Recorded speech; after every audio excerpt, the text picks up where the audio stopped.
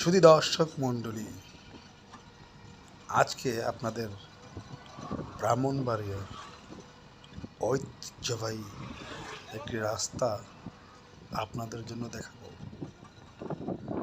এইখানে আমার ছেলে বসে আছে আমার পাশে। রাস্তাটা ব্রাহ্মণবাড়িয়া